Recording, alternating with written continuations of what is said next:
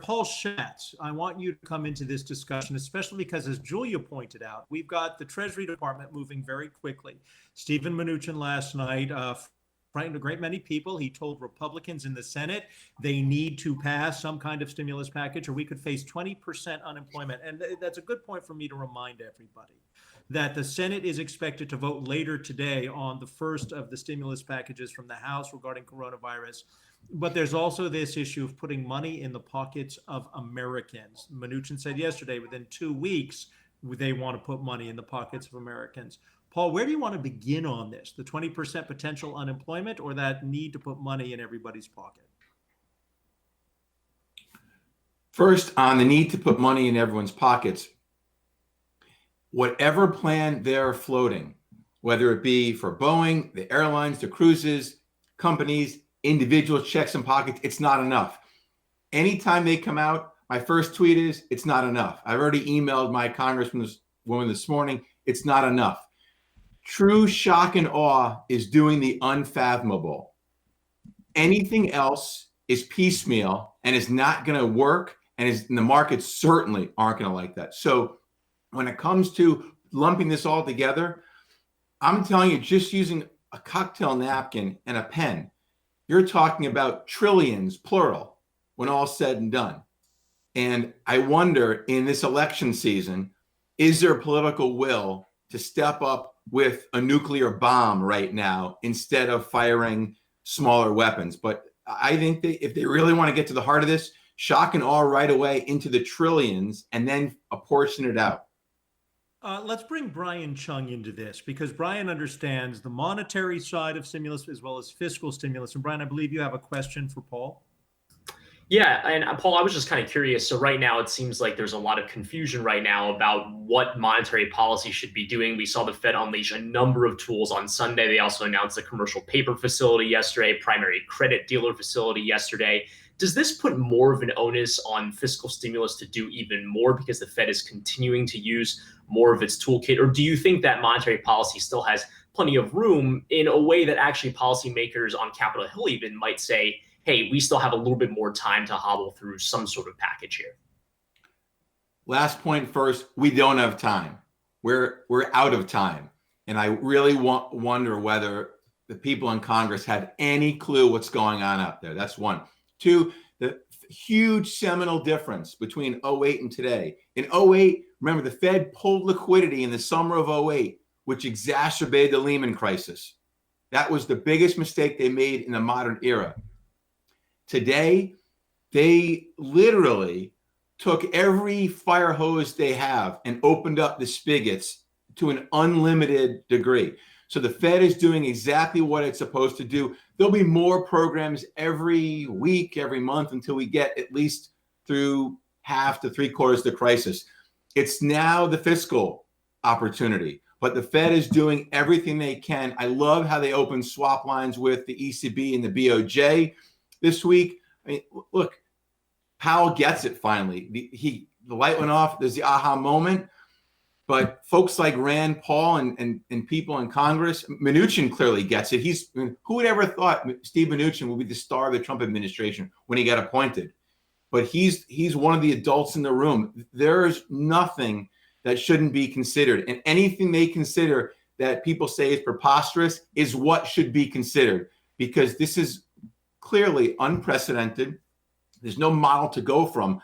Let's be overly cautious, like we're all doing, working, isolated versus hoping and praying it will get better. Okay, Paul, hold there because Julie has a question for you, and that's going to be followed by a question from Akiko. Hey, Paul, it's good to talk to you. So as you've been talking right now and talking about all that we need to throw at this problem, I'm struck by your note that I read this morning, which actually sounded more optimistic to me.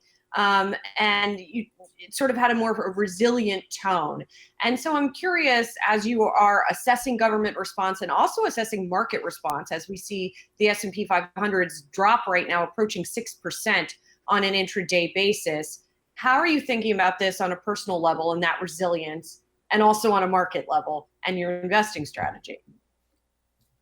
So when you get into the few times like this is 87 or 08, and for people who are left from the Depression, unless you truly think capitalism as we know it is in jeopardy, we have always gotten through crises, and we will.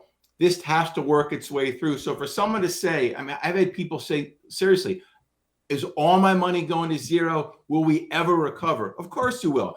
We are the same thing, you know, after 9/11, when habits were supposedly changed forever, travel habits.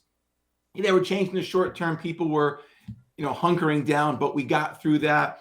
The financial crisis, which this is clearly not the same. It's always a different kind of crisis. So after the financial crisis, the response was to prevent another financial crisis. So the banks aren't, quote unquote, in jeopardy. Now we've got other industries, but how can you not, once we get through this dark period, and this is pretty dark, we will get through this. It's crazy to believe that markets won't recover and that the economy won't recover. The only question is the economy going to be a V, a U, or more like a hockey stick, which I don't think it's a hockey stick, but it'd be arrogant and ignorant for me to say I could tell you today if it's a V or a U. A lot depends on policy response. And frankly, the people who are not taking this, I can't believe the images on Twitter of people frolicking on the beach or lining up at bars, or some of the folks they've interviewed across the country who say, I'm going to get it, you're going to get it. Who cares? Paul, you know, it seems like the economic forecasts are starting to catch up to the public health outlook that we're starting to see. And it looks pretty grim. You know, we got that number from Deutsche Bank today saying they're expecting about a 13% drawdown. One of the things that I've seen in a lot of these notes, a lot of economists saying, well, let's look at what's happening in China, because when this was a China only story as it relates to the coronavirus, there was a lot of talk of, well, you know, when you back in 2003 with SARS, it wasn't that bad. But now we're starting to see the numbers, and I'm looking at them here. Consumer spending down more than 20%, industrial production down 13%. These are much worse numbers as it relates to China. So if that is the model, or that's the only example we can go off of in terms of the impact from the coronavirus, what does that say about what it's likely to be here?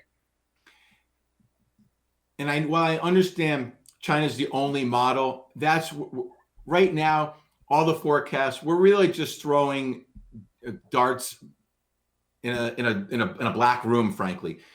You know, I've heard down 5%, down 20%. There's going to be some number that is going to be eye-popping, that the economy literally stopped and fell off the cliff. China's their response was quicker. Their lockdown was quicker. Their numbers fell off a cliff quicker. Ours may not be like that. There'll be some, you know, facsimile of that. But clearly the economic numbers, at least through, you know, what comes out in July, are going to be eye-poppingly grim. But in the end, don't forget one thing in the end. Unless you truly believe that people are going to hunker down the rest of their lives and forever change their habits, just like with the Great Recession, there is going to be pretty strong pent-up demand, whether that's unleashed in Q3 or Q4 or even 2021. But eventually, we will return to some semblance of normalcy and people will spend. The economy is going to be different, for sure. Paul Schatz, the Heritage Capital president, I appreciate your joining us during what are trying times for the entire nation. Hey investors, Zach Guzman here. Are you interested in learning more about the markets and getting the latest financial news? Well, then click right here to subscribe to our Yahoo Finance YouTube channel. Get the latest up-to-the-minute market analysis, big interviews in the world of finance, and information on how to manage your money every day wherever you are.